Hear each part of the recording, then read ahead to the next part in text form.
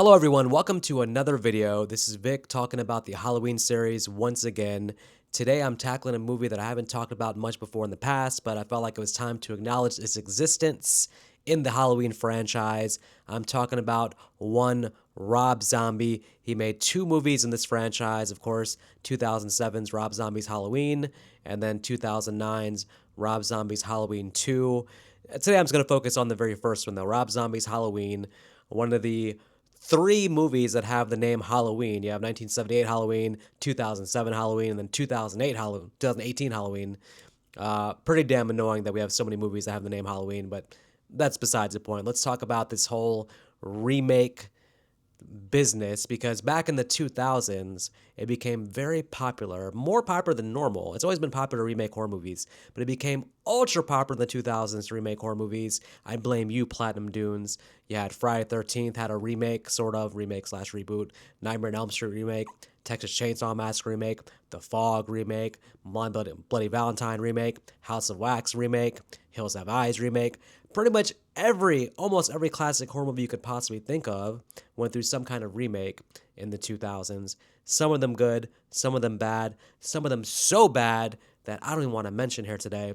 But look, that was the trend of the 2000s, so it's no surprise that Halloween wanted to jump into that sort of trend of what was going on at the time. Now, some of this though is because in 2005, the head of the franchise, the one controlling everything, Mustafa Akkad, unfortunately was killed in a terrorist attack in Jordan. So the control of the franchise basically passed on to his son, Malik Akkad, who we have to say, based on things we've seen, probably is a little bit less protective, a little bit more flexible in terms of the directions the franchise takes. For example, Mustafa Akkad had a rule that Michael Myers could never be killed, thus the ending of H2O. But we've already seen now with Halloween Ends that Michael Myers was killed there, so Malik Akkad looks like he's a little more flexible in terms, a little bit more loose in terms of the directions of the franchise.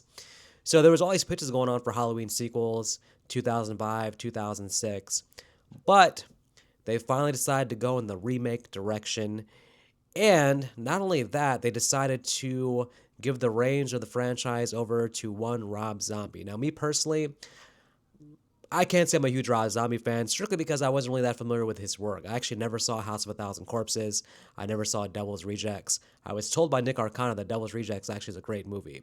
So I am open to watching it someday. But prior to this Halloween movie, I didn't have much of a history with Rob Zombie to, really form an opinion if I was a fan or not a fan. It was more just indifferent at that point. But I was super excited with the idea of another Halloween movie. Why? Because the last movie prior to this was not great, and that was Halloween Resurrection. You didn't want the franchise to end on that note. You wanted, at that point, you understood basically the idea of a complete reboot. But a remake? Ooh. After seeing so many bad remakes from 2000 to 2006, remake in 2007 Halloween, I was curious about how they would pull that off. I wasn't excited about that. To me, the original Halloween is one of the best horror films of all time. I didn't really want to see a new Dr. Loomis. I didn't really want to see a new Laurie Strode. I wanted to basically continue the franchise with another sequel. But again, this was the trend back then, was not a reboot, not bringing back the old characters. This was not the reboot requel phase of horror. This was definitely the remake phase of the horror genre. Not my favorite time for horror at all. I was so glad that the Nightmare on Elm Street remake in 2010 basically killed the remake trend. It was so bad, so much hate from the viewing audience, that it pretty much killed remakes, at least temporarily. They'll probably come back in fashion sometime soon. And then we started going more towards the reboot, requel, bring back the star players from previous sequels and the originals to reinvent, reboot the franchise, which I like that direction more than a straight remake. Now, Rob Zombie, supposedly when he met with the Weinsteins back around this circa time period, 2005, 2006, he had two pitches for them. One was to do a remake, and one was to do a movie that focused more on Michael Myers' childhood. And they greenlit the remake, but Rob Zombie wanted to have his cake and eat it. Still includes the first 45 minutes here is going to be more focused on Michael Myers' childhood. Now, my first take on this entire movie is that I would have preferred if the Weinsteins had just greenlit his idea for an entire movie taking place in Michael Myers' childhood. That may be controversial because I know that the base reaction to this movie is that we don't need an explanation of Michael Myers' background, his childhood.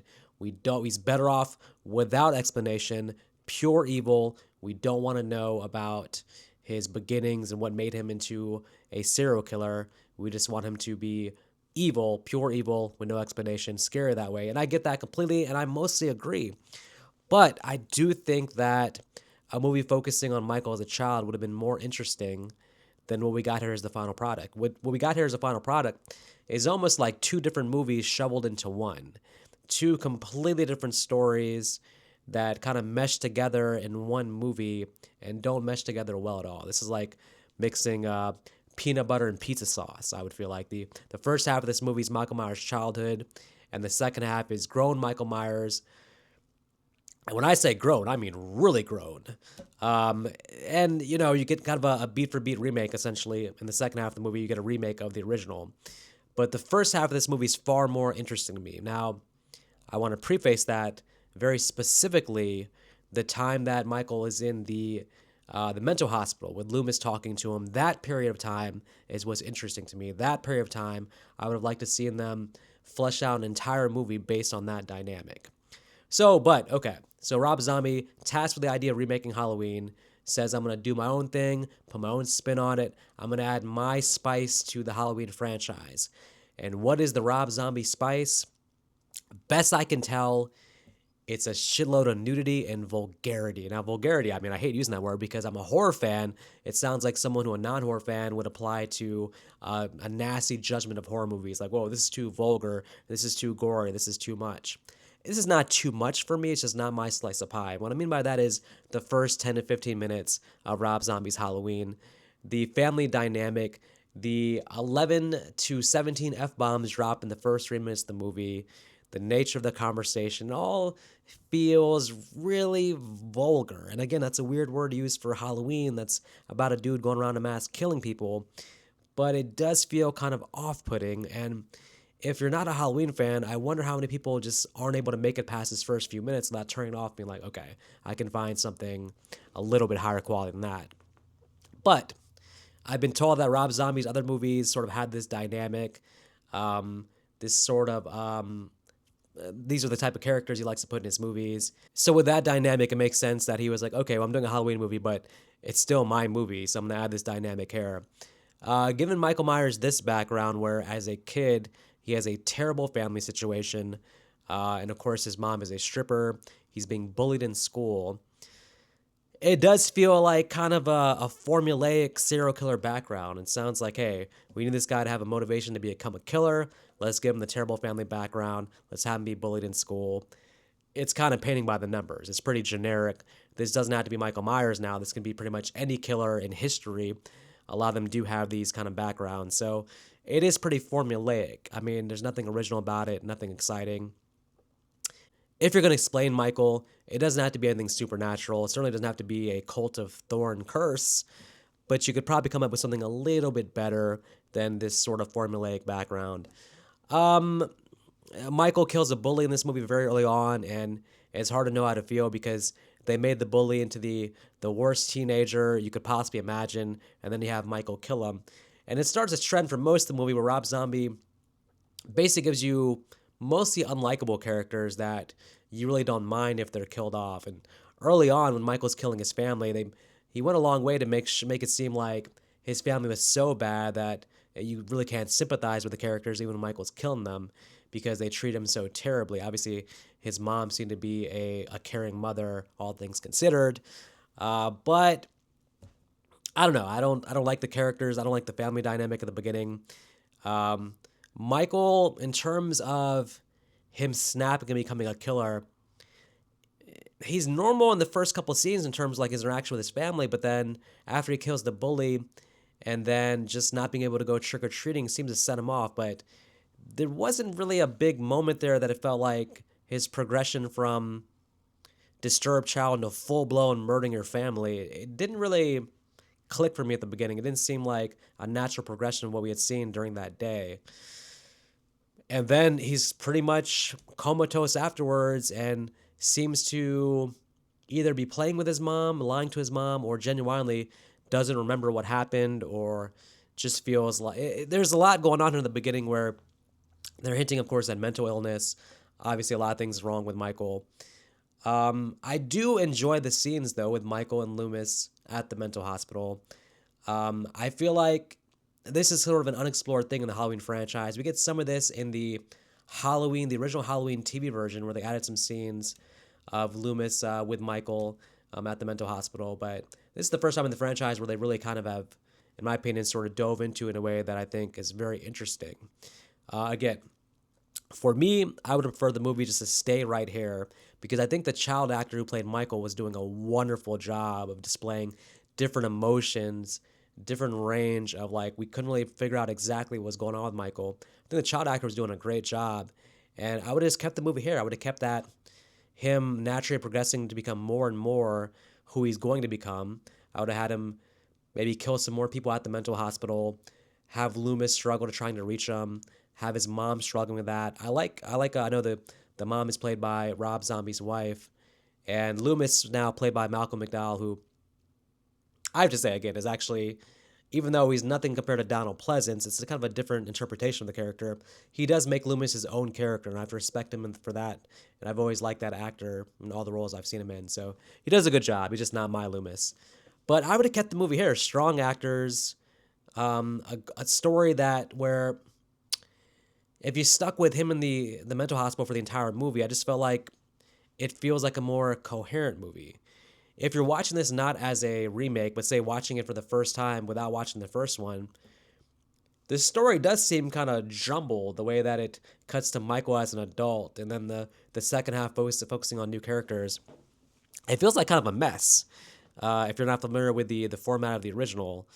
So I don't think it works as a standalone, but if you've seen the original Halloween, then you're like, okay, here we go. Here we go with the remake tendencies, beat for beat remake. So I understand that, but I would have kept it right here in the mental hospital, child Michael, the whole movie there.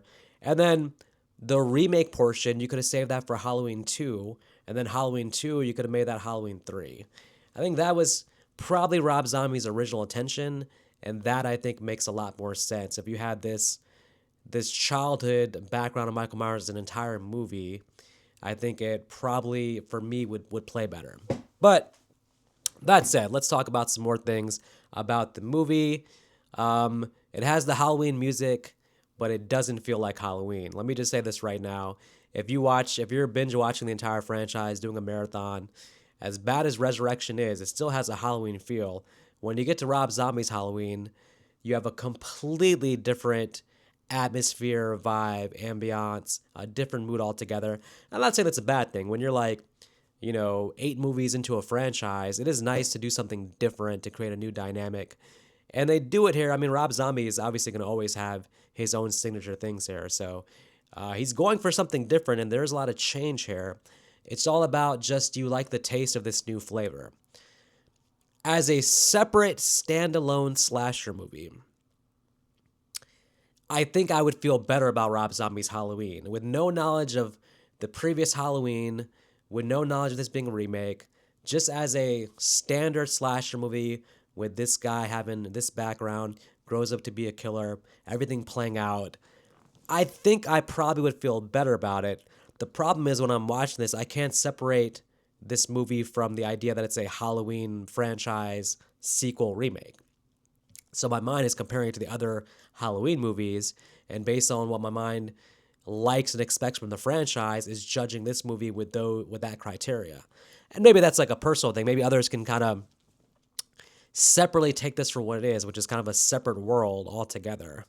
But I have certain things I like in Halloween movies, certain things I want from the franchise, and this movie really doesn't give it from me. It doesn't give me the sort of Michael stalking scenes that I like. They tried here a little bit, but it seems a little bit off to me. And we'll talk about Michael in a moment also.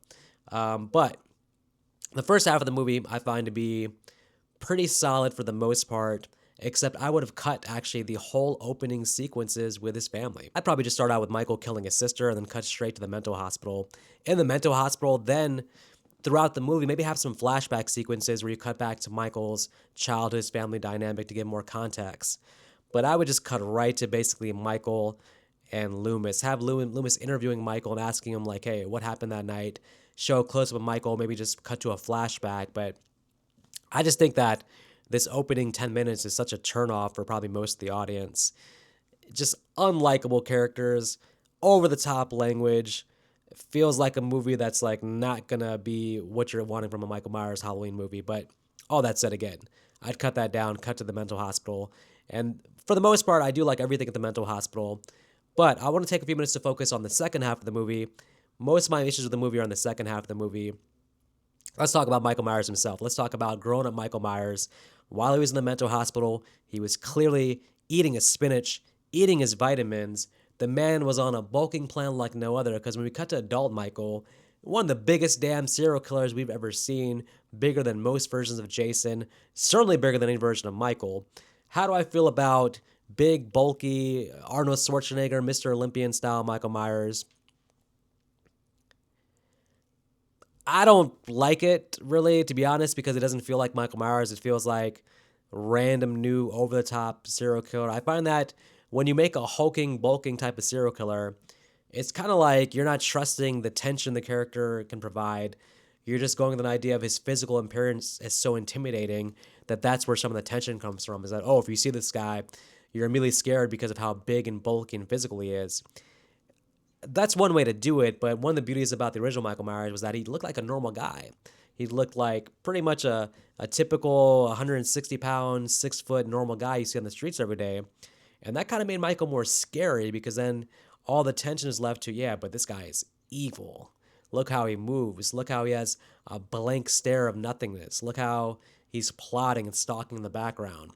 I like that sort of smaller version of Michael, to be honest. I know in some sequels we get more of a hulky, bulky Michael. Curse of Michael Myers does it very, very well. But this one in Rob Zombie's Halloween feels a little bit over the top in terms of establishing the character. This feels more like Jason. And then let's talk about the ultra aggressive kills. I mean, again, I understand it because in the marketplace by 2007, you really can't do like Michael in the original Halloween where there's really no blood and most of the kills are relatively harmless from a slasher gore perspective. But Michael is certainly aggressive here and actually much more aggressive in Rob Zombie's Halloween 2, which we'll get to that later on. But I mean, listen, it's not for me, but I understand that there is some celebration of this version of Michael Myers because there's an aura to him for sure. He is very, very intimidating, and I understand that for some people that gets it done. But for me, I like a little bit more nuance of Michael Myers, a little bit more than just a hulky, bulky, huge person. I find something cool about the idea of Michael looking like a normal person, but then being that evil and unstoppable, and still basically having superhuman strength, even in those first couple movies. I was good to you, Mikey. What about that kill? I mean, it's good because it establishes that this Michael is again pure evil. He doesn't care that this guy probably genuinely was good to him, treating him well in the mental hospital, but he gives this guy an extremely, extremely painful death, and I understand that completely. I do love the whole confrontation with Joe Grizzly. We got the actor from Dawn of the Dead, and also the father from the Keenan and Kel TV show. For those who haven't seen that, it's a great old Nickelodeon show. Man, Joe Grizzly, I'll tell you what. In terms of horror movies, like a character coming in and stealing the show for a couple minutes, being such a fun character that you really almost want to see an entire movie about Joe Grizzly. I mean, could we get a damn Joe Grizzly spinoff? Because you just get the feeling this dude's been on some crazy adventures throughout his life, all bringing him to this moment where he fights Michael Myers in the bathroom stall. Unfortunately, this fight scene ends pretty quickly with Michael just basically shanking old Joe Grizzly and Joe Grizzly going down for the count. But it was necessary for Michael to get his new uniform, his new clothes. The teen actors, Scout Taylor and Danielle Harris. Well, Danielle Harris was 29 here playing a teen, but she was able to pull it off. And listen, I do prefer the Annie from the original Halloween. I felt like the Annie from the original Halloween was a more likable character. I actually liked her performance better in the original Halloween, which I know a lot of people are going to disagree with because we all love Danielle Harris. Danielle Harris does a great job here. I welcome her return to the franchise. I think that they should have found a way, honestly, to probably have her cameo in the new Halloween trilogy. So she does a great job. She's always been a great actress. The new Laurie Strode, it's a different interpretation of Laurie Strode. It's more of a teenage, almost party girl, sort of exciting version of Laurie Strode, I would say, than what we had with Jamie Lee Curtis. And again, the actress does a great job, I think. So the acting of the teenagers is solid.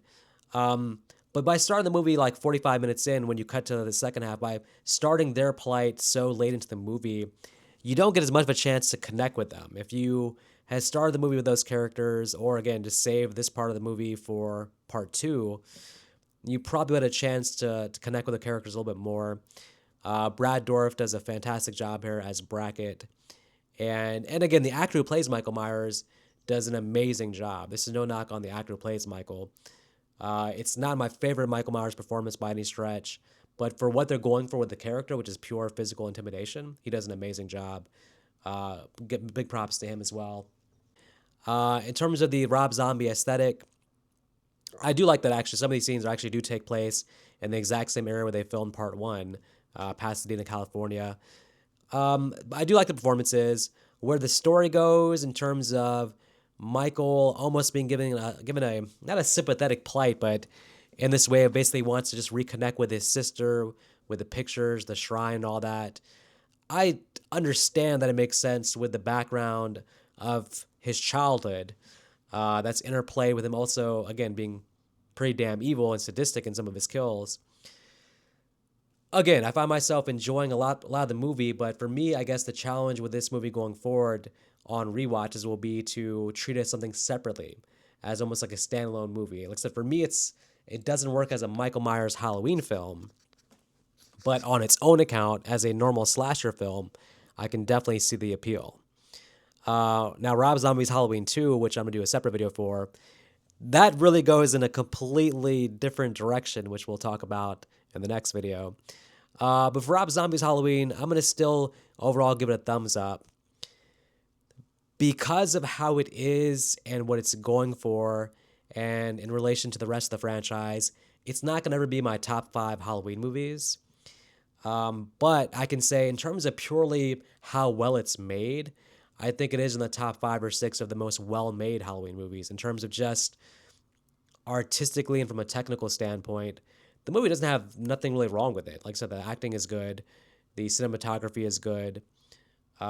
Story-wise, I feel like it's kind of a mess only because I feel like Rob Zombie is putting 2 different movies together into one, and I think the characters do suffer for that, and I think that the overall story suffers. But I can appreciate what he's doing here, and I can appreciate this movie, and the franchise has all kinds of different movies, and this is probably the most uniquely different one outside of Halloween 2, Rob Zombie's Halloween 2. So I appreciate this movie has a strong fan base. Halloween fans are pretty divided on this movie. I would say that I've seen a lot of fans who love Rob Zombie's Halloween and totally get what he's doing and can actually really separate it. And there's some that maybe like me, maybe more a purist, where the stench of it being a Halloween remake and having a completely different feel and not really fitting in with the rest of the franchise, I can see where that holds a lot of people back from sort of embracing this movie. I think I'm somewhere in the middle. But anyways, these are my thoughts on Rob Zombie's Halloween. Now, I did watch the theatrical version, not the director's cut. I understand the director's cut has like an awkward rape scene added to it and like 11 minutes of extra footage. So I do have to, at some point, watch the director's cut. But theatrically, let me know what you think in the comments of Rob Zombie's Halloween. And if you like this video, please subscribe as we move forward on the channel. And very soon in the near future, I will be doing a deep dive into Rob Zombie's Halloween 2. And also for a few months, I think I'm going to jump back in the Friday the 13th franchise because we have the only Friday the 13th this year actually is in June. So I'm going to tackle that for a while, kind of give a refresh on the Halloween videos and see what's going on with all the Jason fans out there as we deep dive into a lot of theories about that franchise. Well, anyways, until next time, you guys take care.